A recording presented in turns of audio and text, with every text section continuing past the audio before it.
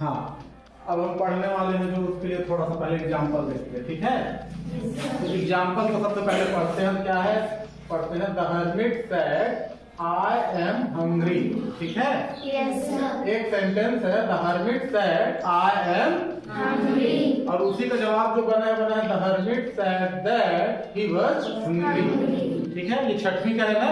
Yes, sir. तो six का है, सिक्स के दो और ये सेवेंथ का है, क्लियर हो गया। फिर एट्थ का पढ़ेंगे, एक का, समझ में आया। Yes, sir. ये नरेशन है। तो हम पहले सिक्स लेवल का जो पढ़ रहे हैं, जो आया है आपके क्या कहते हैं बुक में, वो एग्जाम्पल है, ठीक है। The hermit said I am hungry, hermit ने सेड, सेड मतलब बोले, है ना। I am hungry, the hermit said that he was hungry, इसका वो बदला। फिर है the otter said I have a few fish, बदला the otter said that he had a few fish. अब चेक करने वाला चीज है कि यहाँ पर ये आई जो है क्या हुआ, ही, आई एम क्या बना, वर्ड। तो आई एम के जगह में ही वर्ड आया है, एम वर्ड नहीं बना है। आई के साथ आई बदला है ही की हिसाब, है ना। तो कैसे बनता है उसके बारे में पढ़ेंगे, ठीक है। यस, ठीक, आगे ना। The otter said I have a few fish, the otter said that, यहाँ पर देखो आई जो है क्या बना, ही, और यहाँ पर ये वाला हिस्से में दैट आ गया है ना। और हैव की जगह में हैड आ गया, ठीक है। अब फ्यू फिश वही है। ये छठवीं के लेवल का, ठीक है। यहाँ तक कुछ समझ में आया कि नहीं आया। तो छठवीं में जितना जानकारी था उनके हिसाब से ये दो दिया था, उसके बाद समझाया है कि जब कोई रिपोर्ट हमको मिलता है, कोई न्यूज हमको मिलता है, कोई बात हमारे तक आती है, तो उस बात को हम किसी और को भी बतलाते हैं, है ना। तो जब वो बात सेम उसी तरीके से बता दी जाती है जैसे आई थी, तो उसको बोलते हैं डायरेक्ट स्पीच, यानी कथन, डायलॉग, ठीक है, डायरेक्ट स्पीच। और जब उसमें कुछ परिवर्तन करके बताया जाता है तो उसको बोलते हैं इनडायरेक्ट स्पीच, ठीक है। यही नरेशन है, अपनी बातों को पहुंचाना, ठीक है, बतलाना। क्लियर हो गया।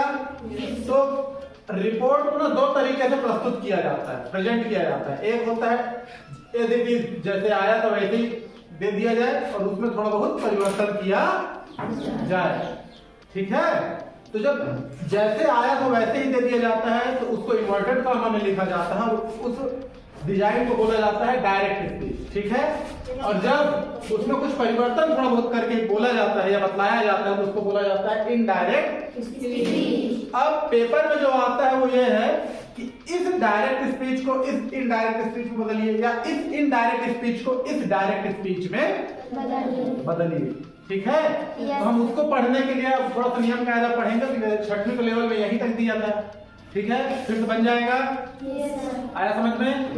मोटा मोटा कहने के तरीके को, ढंग को, स्टाइल को हम नरेशन के तहत पढ़ते हैं, जो दो तरीके से होता है, डायरेक्ट और इनडायरेक्ट। जब सूचना को एज इट इज जैसा मिला था वैसे ही बता दिया जाता है तो उसको डायरेक्ट बोलते हैं। इसे इन्वर्टेड कॉमा में लिखते हैं, डबल इन्वर्टेड कॉमा, ठीक है ना।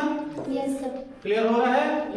और जब उसमें कुछ परिवर्तन करके बोला जाता है तो उसको बोला जाता है इनडायरेक्ट स्पीच। क्लियर हो गया ना। यहाँ तक दो तो समझ में आया। अब तीसरा मतलब आगे का लाइन, डायरेक्ट स्पीच जो होता है इसको दो भागों में पढ़ा जाता है, इन्वर्टेड कॉमा के बाहर और इन्वर्टेड कॉमा के अंदर वाला हिस्सा जो रहता है वो रिपोर्ट रहता है। क्या रहता है? रिपोर्ट। रिपोर्ट FIR सुने हैं आप लोग? Yes sir. कहाँ होता है FIR? चलो इतना जान रहे हो ना। Yes sir. बच के रहना है। खैर आगे चलते हैं, बच के रहना चाहिए नहीं तो आगे चलते हैं। FIR फर्स्ट इंफॉर्मेशन रिपोर्ट, ठीक है। रिपोर्ट यानी सूचना, रिपोर्ट यानी सूचना, ठीक है। तो जो हमारा रिपोर्ट रहता है ना वो हमारे इन्वर्टेड कॉमा के अंदर रहता है, ठीक है। उसी को बोलते हैं रिपोर्टिंग या रिपोर्टेड स्पीच। क्या बोलते हैं? Reported speech. रिपोर्ट से reported speech, reported speech, reported speech बन जाएगा। Yes sir. अब इसके बाहर रहता है तो इसके बाहर में केवल वर्ब रहता है। क्या रहता है? वर्ब। सब्जेक्ट के साथ वर्ब रहेगा तो इसको बोलते हैं रिपोर्टिंग वर्ब, ठीक है। Yes, ये sir. रिपोर्टिंग स्पीच भी बोलते हैं। हम लोग पढ़े थे वर्ब, अब आप लोगों के लिए बोला जा रहा है रिपोर्टिंग स्पीच। तो इधर का स्पीच रिपोर्टिंग स्पीच और इधर का स्पीच रिपोर्टेड स्पीच। याद रखना, आईएनजी वाला। रिपोर्टिंग स्पीच इन्वर्टेड कॉमा के बाहर और रिपोर्टेड स्पीच इन्वर्टेड कॉमा के बन जाएगा। Yes, sir. अब उसके आगे नियम पढ़ना है, ठीक है ना। चालू करें नियम। Yes, sir. बन जाएगा। Yes. चलो तीसरा वाला पढ़ते हैं। मदर टेरेसा रिप्लाइड, ये 7वीं का है ना। क्या है, अपील क्या रहा, थोड़ा सा मैं नाम भूल गया पाठ का, क्या नाम था यार। हाँ, ये वाला जो मदर टेरेसा वाला है ये 7वीं का है। कौन से पार्ट से है, द एंजल ऑफ पीस, है ना। ठीक है, the angel of peace. Mother Teresa replied I love the people of Kolkata. तो मदर टेरेसा रिप्लाइड सेम है। अब यहाँ पर कॉमा है, ऊपर है हट जाएगा, दैट लग गया, आई की जगह में शी लगा है, she loved the people of Kolkata. यहाँ तक आपको बताना था, बता दिए। अब इसका नियम पढ़ा देते हैं। क्या पढ़ाएंगे जी, नियम। तो आप लोगों को बता देते हैं, समझिएगा, ठीक है। क्या पढ़ाएंगे, नियम।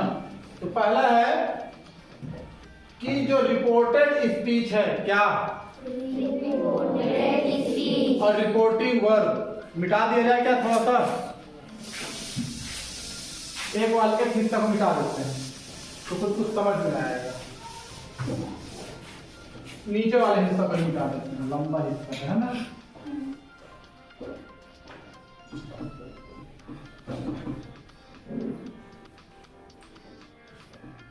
कुछ समझ में आएगा ना, समझाएंगे। ये दिख रहा है,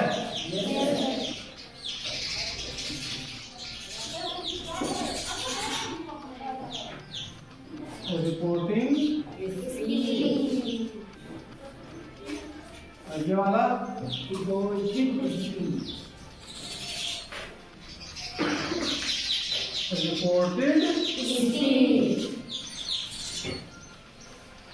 क्लियर हो गया कि नहीं हो गया, हो गया ना। और रिपोर्टिंग स्पीच और रिपोर्टेड स्पीच दोनों स्पीच के बगल में जो कॉमा रहता है, डबल इन्वर्टेड कॉमा रहता है कि रहता है, इसको हटाना रहता है। क्या करना रहता है, हटाना। और अलग अलग प्रकार के सेंटेंस के लिए अलग अलग नियम रहता है, लेकिन नॉर्मली अफर्मेटिव सेंटेंस या नेगेटिव सेंटेंस के लिए, सिंपल सेंटेंस के लिए इसमें बीच में इसको हटा करके दैट लगाया जाता है। क्या लगाया जाता है, दैट। हम लोग फिलहाल दैट वाला पढ़ रहे हैं, ठीक है, समझ में आएगा।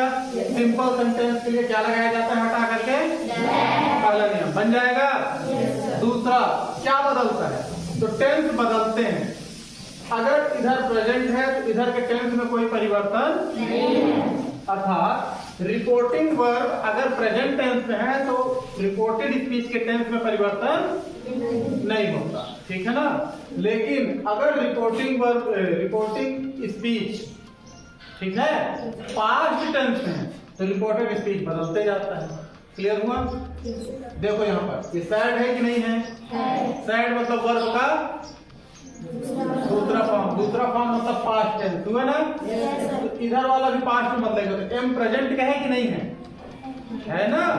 ये बदल जाएगा पास्ट में, ठीक है। उसके अलावा प्रोनाउन बदलेगा।